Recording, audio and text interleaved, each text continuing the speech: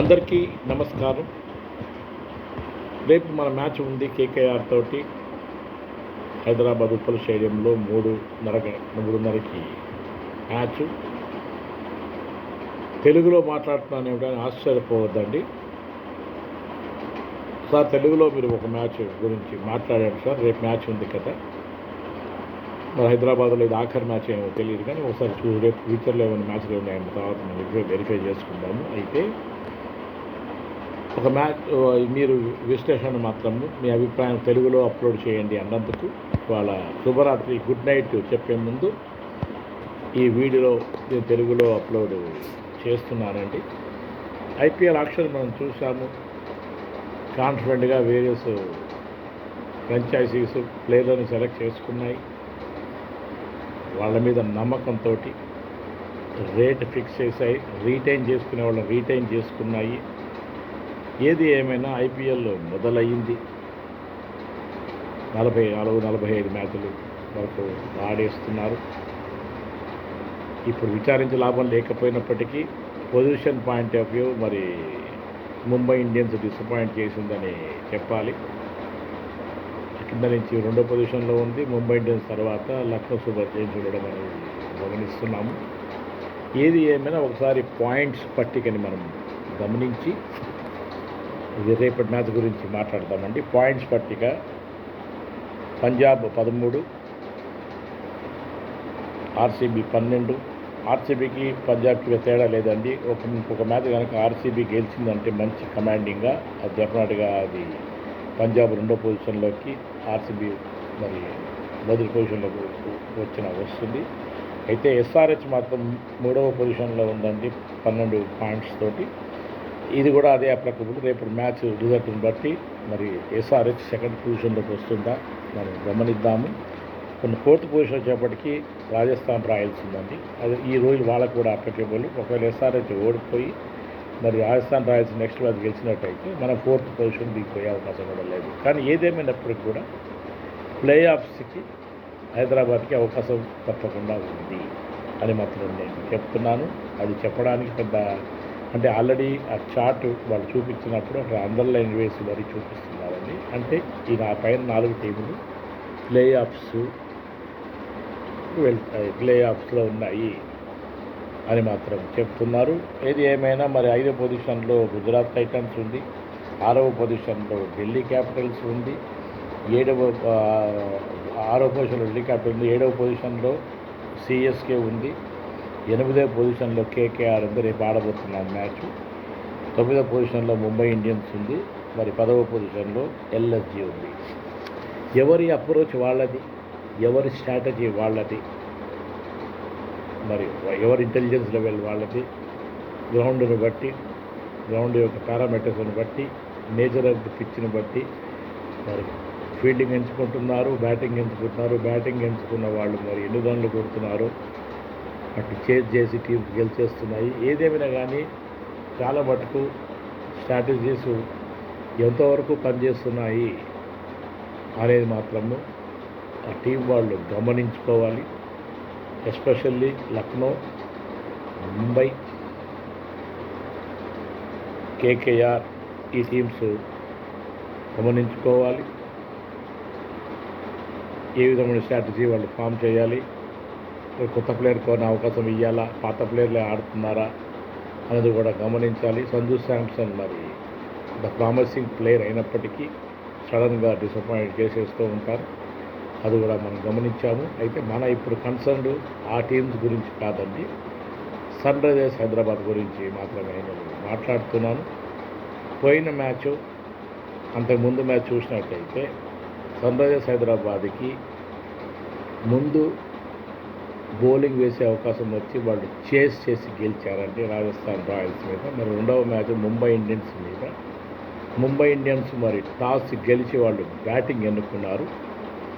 Hyderabad team బౌలింగ్ని మనం face చేయొచ్చు, బ్యాటింగ్లో మనం చక్కగా వాళ్ళని మనము ఎక్కువ రన్ను సాధించినట్టయితే మన బౌలింగ్ తోటి వాళ్ళని అవుట్ చేయొచ్చు అనుకున్నారో తెలియదు. కానీ టాస్ గెలిచి ముంబై ఇండియన్స్ అధిక టార్గెట్ ఉంచాలి, మనం ఎస్టాబ్లిష్ చేయాలి, స్కోర్ బోర్డు మీద మంచి స్కోర్ నిలబెట్టాలి అనే ప్లానింగ్ మాత్రం పర్ఫెక్ట్గానే చేశారు. అయితే they went on to score 243 runs అనమాట.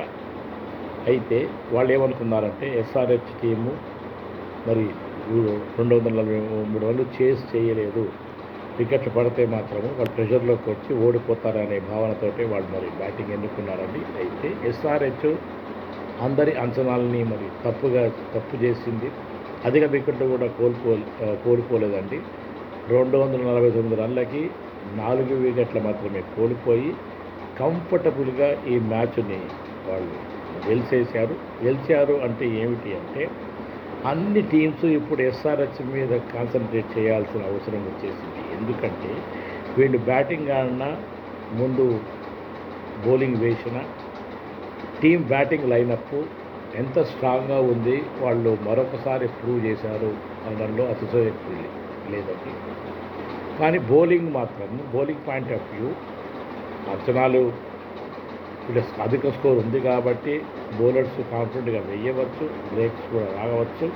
అయితే 243 వాళ్ళు కొట్టనిచ్చారు ముంబై ఇండియన్స్ లాంటి టీంని అంటే డెఫినెట్గా bowling point of view easy అవలీలగా వాళ్ళు 200 పైన రన్లు కొట్టగలిగారు అంటే బౌలింగ్ కొంచెం ఇంప్రూవ్ అవ్వాల్సిన అవసరం మాత్రము ఎస్ఆర్హెచ్కి ఉంది. ఇది నేను మాత్రం చెప్తానండి. అందుకే బ్యాటింగ్ లోపల మార్పులు ఏవి నేను ఊహించటం లేదు.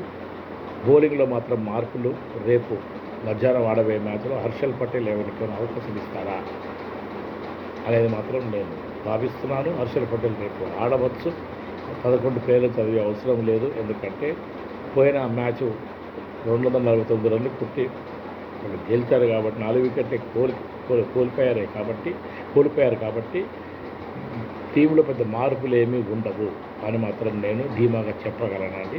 అయినా ఉప్పలు చేయడం వాళ్ళ కొత్తదేం కాదు. చక్కగా అభిషేక్ శర్మ మాత్రం తొందరపడకూడదు, బాల్ ఒకటి నుంచి కొట్టడం ట్రై చేయకూడదు. ఇషాన్ కిషన్ మాత్రము పోయిన మ్యాచ్ డిసప్పాయింట్ చేసినప్పటికీ వేరే బ్యాటర్స్ నిలకడగా ఆడి క్లాసిన్ అరోరా నిలకడగా ఆడి మనకు విజయాన్ని అందించారండి. అయితే మరిగా 6 వికెట్ల వరకు మాత్రము ఒక ప్రామిసింగ్ బ్యాటింగ్ లైన్ ఎస్ఆర్హెచ్కి ఉంది అని నేను ధీమాగా చెప్పగలను.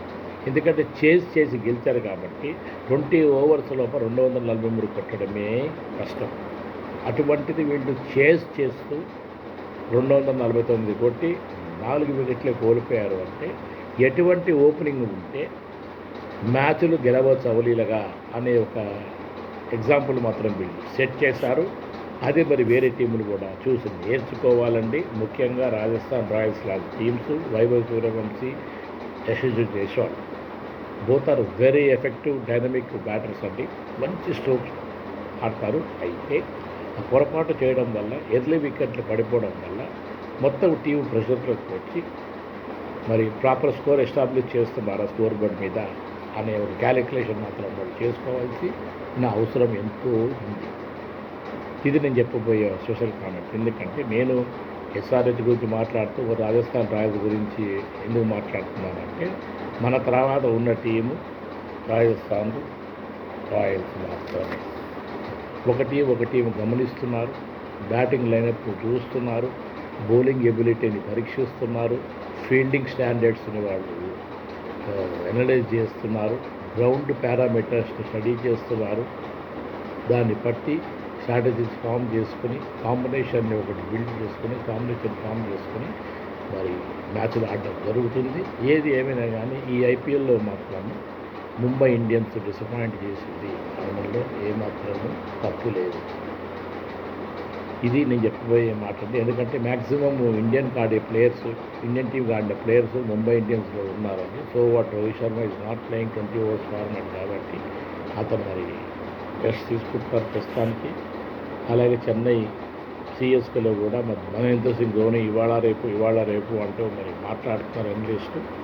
ప్రాక్టీస్ చేసినంత మాత్రాన మహేంద్ర సింగ్ ధోని, రోహిత్ శర్మ టీంలో 11 మందిలో ఉన్నారని కాదండి. అవి చూసి అనవసరంగా బెట్టింగ్కి మాత్రం పాల్పడద్దు, బెట్టింగ్కి వెళ్ళకండి. అనవసరంగా అంచనాలు పెంచవద్దు. అంచనాలు పెంచుకుని డబ్బులు వేస్ట్ చేసి డిసప్పాయింట్ కాకండి. ఏ టీము మీద మీరు బెట్టింగ్ చేసినా కానీ ఆ టీము ఓడిపోతే ఆ టీం పెట్టిన పైసలు పోతాయండి. అలాగే పోయిన మ్యాచ్ కూడా మన ముంబై ఇండియన్స్ మ్యాచ్ అప్పుడు ఎస్ఆర్హెచ్ చేసిందండి. ఇప్పుడు చాలామంది ముంబై ఇండియన్స్ మీద గెలుస్తుంది అని బెట్టింగ్ పెట్టడం జరిగింది. ఆ జరిగిన వాళ్ళంతా కూడా చాలా నష్టపోయారు అని చెప్పక తప్పదు. ఏది ఏమైనా వార్తల్లో వచ్చే వార్తలు మాత్రమే నేను చెప్తున్నానండి. నేను కొత్తగా క్రియేట్ చేసి మీకు చెప్పటం లేదు. ఎందుకంటే నాకు బెట్టింగ్ సంగతి తెలియదు. బెట్టింగ్ ఆడేవాళ్ళు మరి ఏ విధంగా క్యాలిక్యులేట్ చేస్తారు, ఏ విధంగా వాళ్ళు ఏ టీం మీద పెడతారు, బాల్కి పెడతారా, ఓవర్కి పెడతారా, ప్రతి బ్యాటర్ మీద పెడతారా, ప్రతి బౌలర్ మీద పెడతారా అనేది వాళ్ళకి తెలుసండి. ఇది అనలిస్ట్ పాయింట్ ఆఫ్ వ్యూ. నేను మాత్రము ఇటువంటి కామెంట్స్ చెయ్యను. ఇది నేను మీకు మరోసారి రీఎంఫసైజ్ చేస్తున్నానండి. ఏది ఏమైనా కానీ బెట్టింగ్కు వెళ్ళకండి. రేపటి మ్యాచ్ మాత్రం ఎస్ఆర్హెచ్ బ్యాటింగ్ ఆడినా ముందు బౌలింగ్ వేసిన ఒక భయాన్ని మాత్రం మనసులోంచి తొలగించేశారు. ఆ ధైర్యాన్ని మాత్రం ఇచ్చారండి. అందుకని ఎవరు కూడా అంతగా ఈ విషయం పైన కామెంట్స్ చేయటం లేదు.